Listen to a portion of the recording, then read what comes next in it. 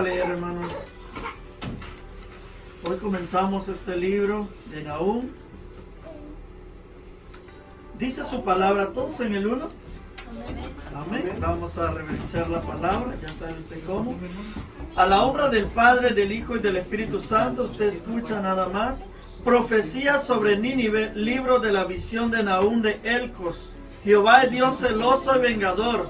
Jehová es vengador y lleno de indignación. Se venga de sus adversarios y guarda enojo para sus enemigos. Jehová es tardo para la ira y grande en poder, y no tendrá por inocente al culpable. Jehová marcha en la tempestad y el torbellino, y las nubes son el polvo de sus pies. Aleluya. Él amenaza el mar y lo hace secar, y agosta todos los ríos. Basán fue destruido, y el Carmelo y la flor del Líbano fue destruida. Los montes tiemblan delante de él y los collados se derriten. La tierra se conmueve a su presencia y el mundo y todos los que en él habitan.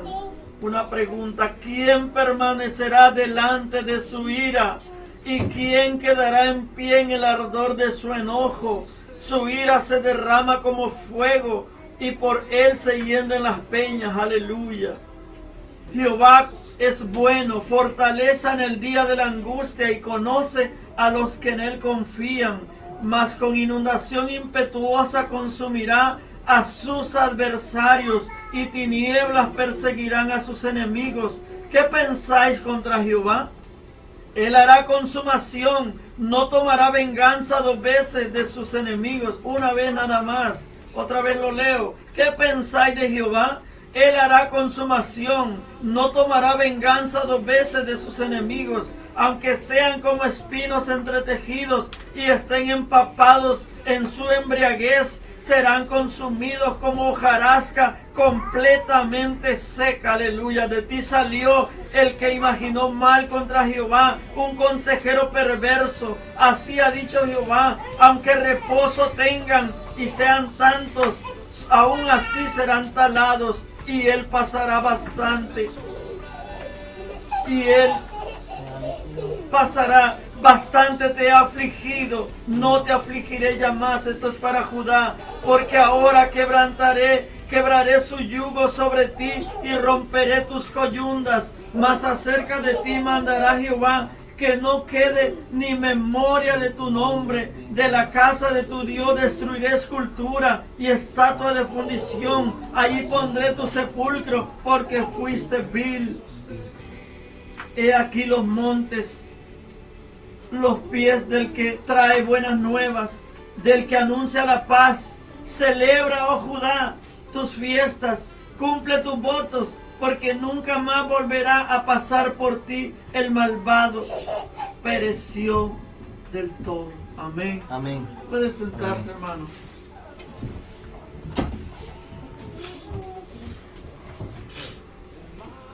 Empezamos esta noche el estudio de la Biblia en el libro de Nahum. ¿Quién escribió el libro? Nahum. ¿Cuándo fue escrito? Fue escrito entre los años 660 a 630 antes de Cristo. ¿A quién fue escrito? La Biblia en el libro de Nahum menciona 3 nombres hacia los cuales va dirigido este libro pequeño. ¿De cuántos capítulos? 3. De 3 capítulos. Fue escrito a Nínive, a Siria y Judá. ¿De dónde fue escrito? En Judá. Método histórico. ¿Cuál es el trasfondo histórico del libro? Este libro está dividido en 2 partes principales. Profetiza la destrucción de Nínive. La primera parte presenta al juez y la segunda el juicio sobre la ciudad malvada. Se conoce muy poco de Nahum, quien vivió alrededor del 505 a.C. Aquí yo quiero que escuchen los que han estudiado los libros conmigo.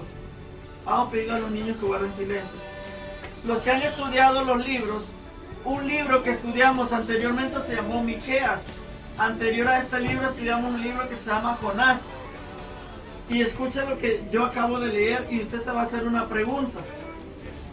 Escuchen. Este libro está dividido en 2 partes principales. profetiza la destrucción de Nínive, ahí ¿qué le suena a usted? Ajá. Porque cuando yo empecé a indagar el libro de Nahum, dije, bueno, ¿qué está pasando? Si acabamos de enseñar que Nínive fue perdonada, ¿verdad? Y aquí en Nahum se está hablando de una destrucción de Nínive. Entonces, como que nos pone a pensar, ¿qué está pasando? Allá misericordia y aquí destrucción. Pero el libro lo va a explicar, ¿verdad? Lo vamos a explicar en la enseñanza. Dios le bendiga a nuestro hermano. Porque apenas acabamos de terminar de estudiar Jonás y miramos una obra maravillosa donde Dios perdona a Nínive. Dios tiene misericordia a Nínive, pero ve la actitud de los ninivitas, ¿verdad? Donde ellos se arrepienten. Bien, continuamos. Dos profetas tuvieron que ver con Nínive.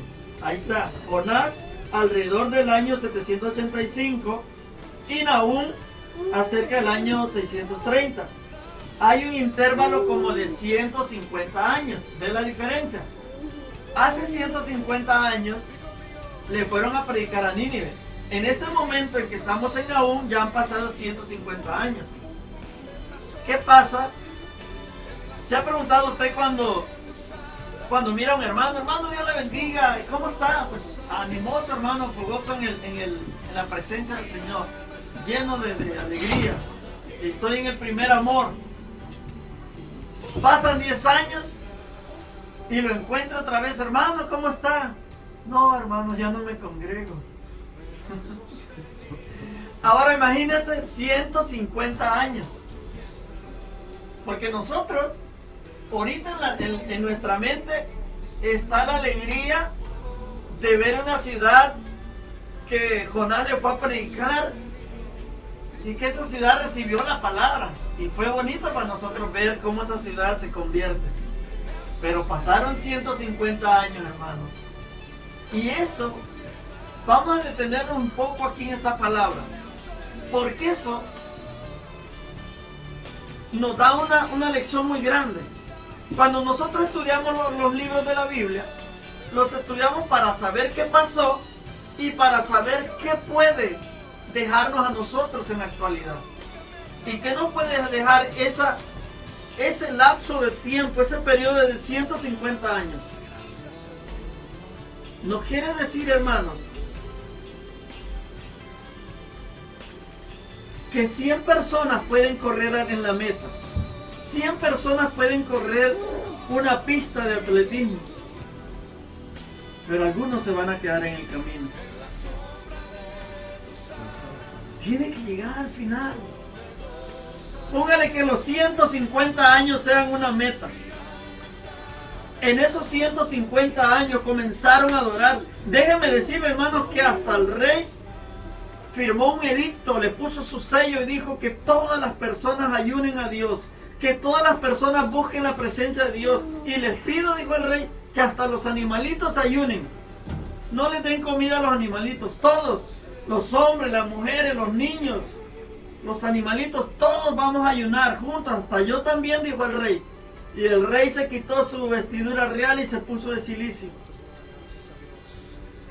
Y me imagino que los hijos del rey también dijeron, bueno, mi padre me contó que Jehová los perdonó, su descendencia. Me imagino cuántas descendencias pueden pasar en 150 años. En nuestra edad pueden pasar 2 más o menos. Dividiendo 150, pueden pasar 2 generaciones de 70 o 75 años cada uno. Me pregunto, ¿en qué generación se perdió el temor que habían adquirido mediante la humillación ante Jehová? Pero se perdió. Se perdió, hermano, porque Nínive se volvió una ciudad de crimen, se volvió una ciudad idólatra, se volvió una ciudad perversa. Y ahora viene otro profeta. Pero ¿sabe? Le voy a dar un anticipo de esta palabra. ¿Sabe qué? Que en aquel tiempo Jonás venía diciéndole un mensaje y Jehová tenía la disposición de darles un lugar de perdón. Pero en estos momentos, en el libro de Nahum, no se mira, dice el escritor, no se mira ni un mensaje de decirles arrepiéntanse, ni se ve una actitud en ellos de arrepentimiento. Y por eso es que este libro relata la destrucción de un imperio asirio, el cual su capital era Nínive. Y por eso es que la palabra se centra en Nínive. Amén.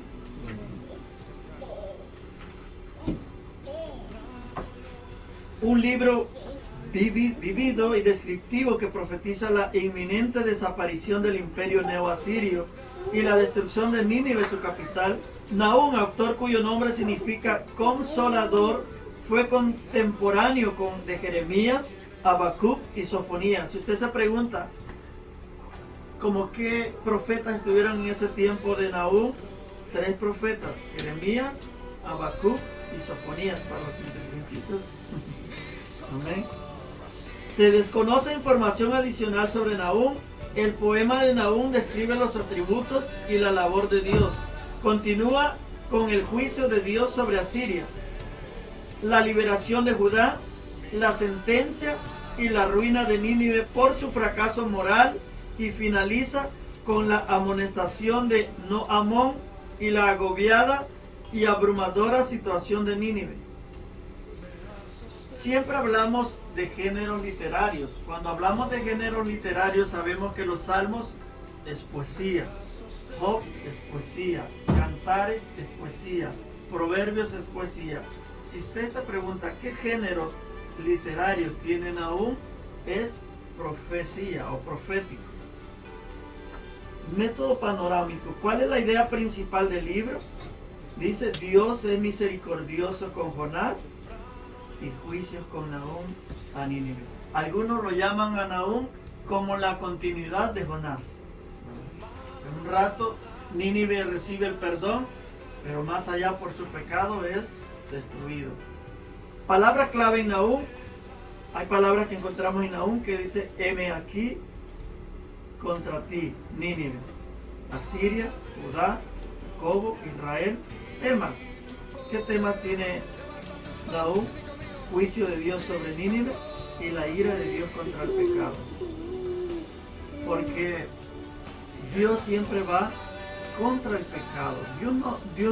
Yo hoy le decía esas palabras a un muchacho que está saliendo de las drogas, pero dice que a veces recae.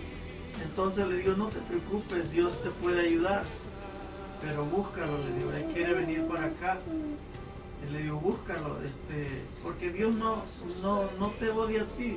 Dios odia el pecado, odia lo que contamina, pero la persona no, a la persona la ama. Si alguna vez no te han dicho a ti que te ama, Dios te ama, le digo. Dios te ama con amor profundo, y por eso el que está dispuesto, en cuando tú te entregas, Él te perdona. Énfasis. ¿En qué hace énfasis Nahum? Hace énfasis en la soberanía de Jehová sobre todas las naciones, ejecución de justicia por parte de Jehová contra la crueldad, derrocamiento por parte de Jehová del arrogante que piensa que es eterno. Quiero atenderme un poquito ahí. Yo siempre indago, me gusta indagar cuando voy a dar una enseñanza, y estaba leyendo que el rey hacia el cual va destinada la profecía se llama, no recuerdo su nombre, pero aquí tengo el listado. No, aquí tengo el Asurbanipal, es que es bien enredado. Asurbanipal era un hombre muy cruel, era un rey muy cruel.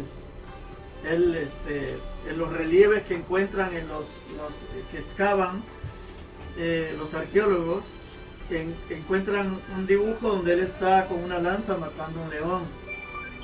Él era un hombre muy cruel, y la Biblia en Nahum, van a encontrar ustedes textos en Nahum donde dice que la gente pues trataba de salvarse de las manos de él. porque era un hombre criminal, o sea, muy cruel, ¿verdad?, a la hora de dominar un pueblo. Y lo que se llama mundo en el tiempo de Asiria lo gobernaba él. El mundo pues no estaba tan expandido, pero lo que abarcaba la población mundial la tenía él. Y por eso es un hombre que quedó en la historia, porque era un imperio muy grande, el imperio de Asiria. Y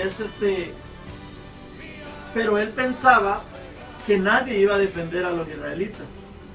Por eso yo les decía hace un momento que el hombre aquel que piense que le puede hacer cualquier cosa a los cristianos, y dice, pues, ¿quién se da cuenta? ¿Quién se da cuenta? Yo siempre le digo a los hermanos, yo tengo esa prueba terrible. Mi casa están tomando y tiran las cervezas, las botellas de las cervezas en mi techo, y yo tengo que soportar todo eso. Y ellos piensan, hermanos, que dicen, él está solo, no tiene familia, pero yo no me siento solo, hermano, porque Jehová está conmigo. Amén. Yo en mi oración le digo, yo, Señor, yo sé que tú estás conmigo, y créanme, hermano, que hay momentos que he derramado lágrimas, y anoche yo lo hacía, y yo me acordaba de unas palabras que me decía el hermano Eliud un día. Hermano Eliud me dijo un día que a veces uno no actúa, no porque no pueda, sino porque él, por ejemplo, él tiene su familia, él piensa en su familia, piensa en Dios primero, en el testimonio que va a dar. Y eso yo pensaba anoche mientras yo estaba orando y derramando mis lágrimas ante el Señor, yo me acordaba de las palabras de él.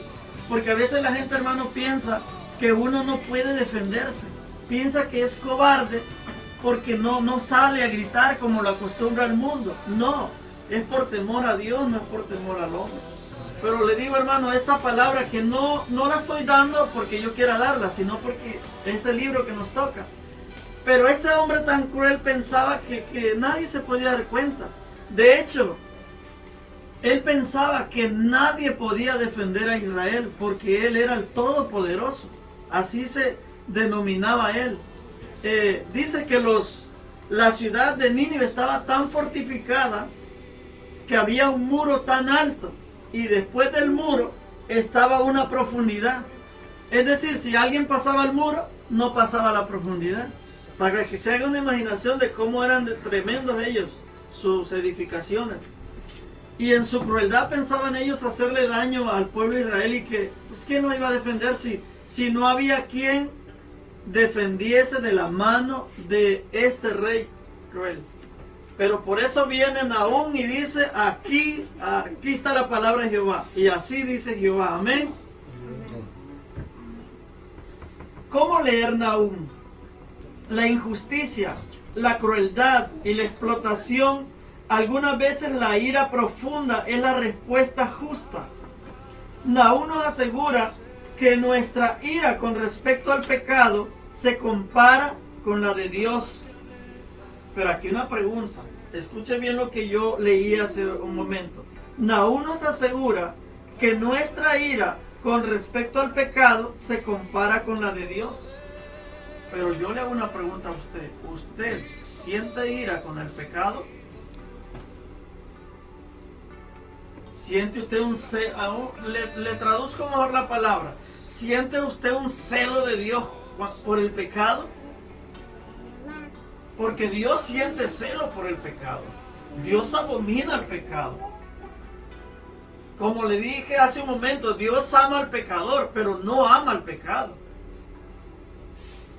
Igual el cristiano también tiene que sentir ese celo por el pecado. Decir, no, eso no me gusta. Allí no voy. Amén. Este libro dice, el juez de toda la tierra no permanecerá indiferente. Esto es importante saberlo en nuestros corazones. Él no permitirá que la maldad persista para siempre. Siempre habrá una palabra de Dios. Este libro es la continuación de Jonás. En el libro anterior Jonás predicó destrucción, pero cuando la ciudad y sus líderes se arrepintieron, Dios les extendió misericordia. Ahora estamos de regreso en Nínive, lo que yo les decía, los años han pasado, y los habitantes de esta ciudad pagana han vuelto a su maldad. Pero esta vez no hay arrepentimiento. Oiga bien eso. No hay arrepentimiento. Y Dios trae juicio devastador en contra de esta poderosa ciudad asiria. Para no continuar sin escuchar algún comentario de ustedes, ahora los que estudiaron Jonás sí van entendiendo, por ejemplo, por qué ahora sí se habla de destrucción y allá se habla de misericordia. ¿Cuál sería la diferencia entonces? Porque si alguien nos escucha y ve el video y dice, ¿por qué ahora están hablando de destrucción de Nínive si hace unos días hablaron de que se perdonaba? ¿Ya usted sí captaron la diferencia? ¿Que han pasado cuántos años? 150. ¿Y en esos 150 años qué hizo Nínive? Se volvió hacia el pecado. Se volvió hacia el pecado. Volvieron a hacer lo malo, ¿verdad? Y por eso ahora Jehová viene, ahora sí viene enojado. De la primera me imagino que Jehová venía, hijos, misericordiosos hijos. Traigo un designio para ustedes, pero ¿qué piensan? Y el rey dijo, no, pues nos arrepentimos, nos humillamos. Fíjense, hermano, que no solo se arrepintieron, sino que se humillaron también. Porque que un rey se ponga en silicio es humillación. Y se humillaron todos. Pero esta vez ni se humillaron ni se arrepintieron. Y esa fue la diferencia para que el imperio cayera y Nínive se destruyera.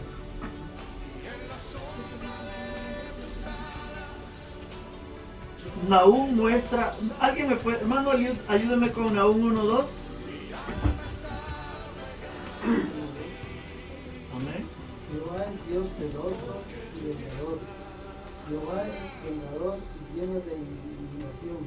Amén. Hermano Benjamín, Nahum 1:3.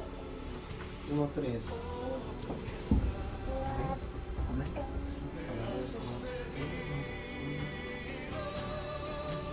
1:3. Sí.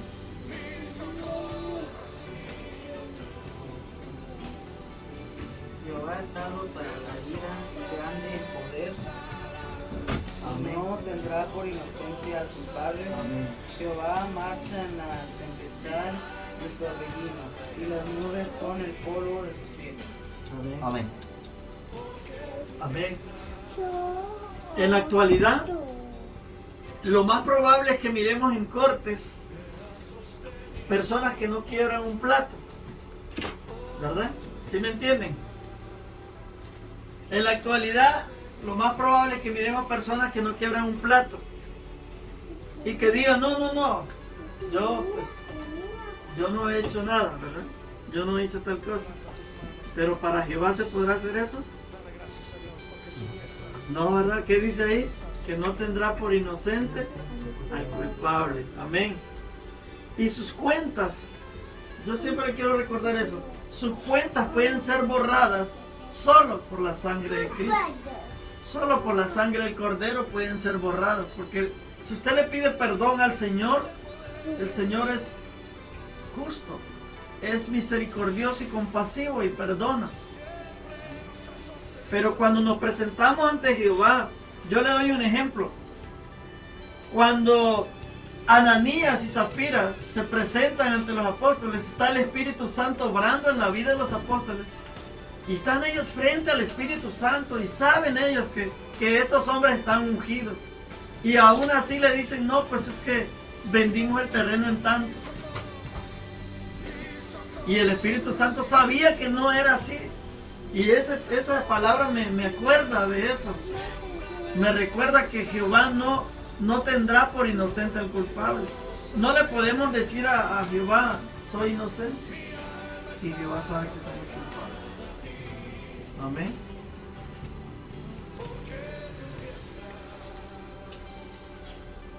Esto es solo el principio.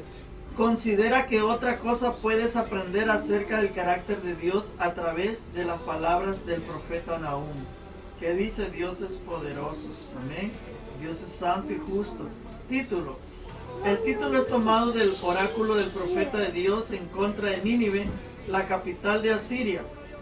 Recuerde, si usted quiere memorizar, Asiria era un imperio, el imperio más grande en ese tiempo, y Nínive era su capital, ¿verdad? Para que lo grabemos. Nahum quiere decir, bueno, ya lo dijimos, consuelo, ¿verdad? O consolador. Y es una forma corta de Nehemías, que el nombre Nehemías quiere decir Jehová es el consuelo, o el consuelo de Jehová. Nahum no es citado en el Antiguo Testamento, aunque puede haber alguna referencia de Nahum. Podemos verlo, hermanos, en Romanos 10:15, si alguien lo encuentra, un punto más. Quiero decirle que ya viene este mes el premio para el ganador de las lecturas interrumpidas y la búsqueda de textos. Romanos 10:15. ¿Cómo realizarán si no fueren enviados como esta de escrito? Cuanto hermosos son los pies de los que anunciáis la paz, de los que anunciáis buena nueva. Amén. Pero bueno, estamos aprendiendo esta noche, ¿no? Estamos aprendiendo dónde encontraríamos la relación de ese texto. Los que ya leyeron,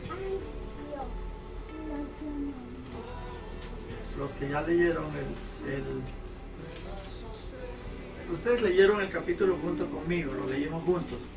¿Dónde encajaría la relación que puede tener Romanos 10:15 con Nahum? Les voy a dar el texto, hermano. Ahora sí, hermano Benjamín, 1:15. ¿De qué? De Nahum.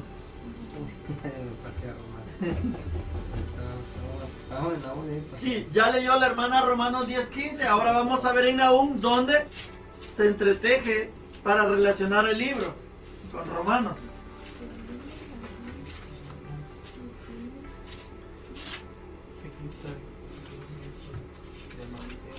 ¿Cuántos alaban al Señor? Que no se apague el gozo. 1:15. Amén. Amén. 1:15. La palabra del Señor dice. Y aquí, 1:15. sí. Amén. He aquí dice sobre los montes los pies fiel que tiene buenas nuevas, dice el que anuncia la paz. Celebrará, oh Judá, dice tus fiestas, Cumple tus votos. tus votos, dice, porque nunca más dice, volverá a pasar por ti, dice, el malvado pereció del Ya no existe. Ya no existe el malvado, dice su palabra. Y sí se relaciona, ¿verdad? Encontramos la relación, pues el texto pues se parece y dice la misma frase. Vamos a ver otro. Hermano Eliud, Isaías 52:7.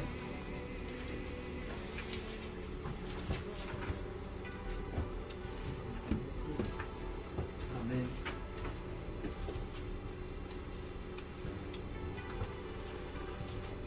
Cuán hermosos son sobre los montes los pies del que trae alegres nuevas, del que anuncia la la paz, paz, del que trae nuevas del bien, del que publica salvación y del que dice a Sión, tu Dios. amén, tu Dios reina. Qué precioso, ¿verdad? Que alguien le diga a Israel, tu Dios reina. Cuando Dios reina, ¿qué dice? ¿Qué decía Oseas al terminar? Oseas al terminar. Vamos, ¿quién Que es tengo bueno? yo conocido. Amén. Lo tengo. Oseas dice, ¿qué tengo yo conocido? Si lo tengo todo con Dios. Y aquí Isaías 52:7 le dice, Jehová reina. ¿Cómo le dice? Cuán hermosos son los pies del que trae alegres nuevas, del que anuncia la paz, del que trae nuevas del bien, del que publica salvación, del que le dice a Sión, Sión, escucha, Jehová reina. Amén, iglesia, escucha, Jehová reina. Aleluya. Tenemos gozo, pero tenemos que ver el reloj. Amén.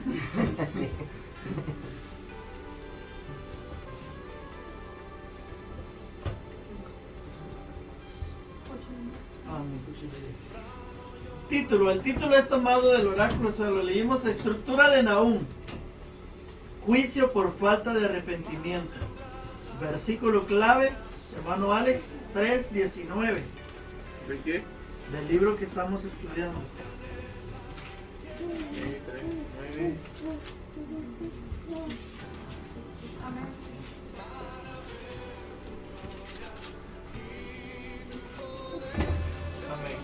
La palabra del Señor dice: Jehová, el Señor, es mi fortaleza, el cual hace mis pies como de hierbas. Nahum 3:19. Sí, 3:19. Sí. Nahum 3:19. Jehová el Señor es mi fortaleza. Está en Habacuc. Se lo voy a leer. Ya. Amén. No hay medicina para tu que Quebradura. tu herida es incurable. Todos los que oigan tu fama batirán las manos sobre ti, porque sobre quien no pasó continuamente tu maldad. No lo voy a cansar tanto. Aquí voy a terminar la primera parte de este libro. Pero yo no sé si ustedes han tenido algún familiar que un doctor le haya dicho esto. Cuando un doctor llama a la familia y le dice: miren, sean fuertes, tengo que darles una noticia muy fuerte. No hay medicina para eso. Así que disfruten los últimos días, denle la comida que él pide, denle sus gustos que él desee. Son sus últimos días, nada más le quedan un mes de vida, 30 días. Y el doctor dice, lo declaro. ¿Cómo lo declara el doctor? Desahuciado, ya no hay medicina. ¿Y qué dice Nahum 3:19? Pero primero, antes de que usted diga qué dice, lea por qué lo dice. ¿Por qué? ¿Por qué lo dice? Miren. Dice, qué bonita es la palabra, hermano. A mí me maravillo tanto de Dios, le doy tanto la gloria al Señor, de que la misma palabra nos dice todo. Le dice a este imperio, a este rey, le dice que no hay medicina y le dice toda la frase, pero al final le dice, y si quiere saber por qué, vino el rey, pero ¿por qué? ¿Quiere saber por qué? Usted lea la última frase, porque sobre, y dice una pregunta, porque sobre quién no pasó continuamente tu maldad, a quién no le hiciste daño, dice el Señor, a quién no, con quién no fuiste cruel, porque ese hombre era cruel. ¿Y sabe qué es lo peor? Que yo estuve leyendo la historia de este rey. Dice la historia que ni siquiera era un guerrero. Era tan cruel, pero no era un guerrero. Él no salía de su palacio. Él nomás ordenaba los crímenes que se hacían contra los pueblos. Aplastaba a los pueblos que no se querían rendir los aplastaba. Y más adelante va a escuchar usted una ciudad que se llama Tebas, la cual era grande también, pero ante este ímpetu de este rey también fue sometida por crueldad. Pero ahora Jehová les dice, no va a haber medicina para ustedes, no va a haber curación. ¿Y por qué? Por esto y esto les dice Jehová.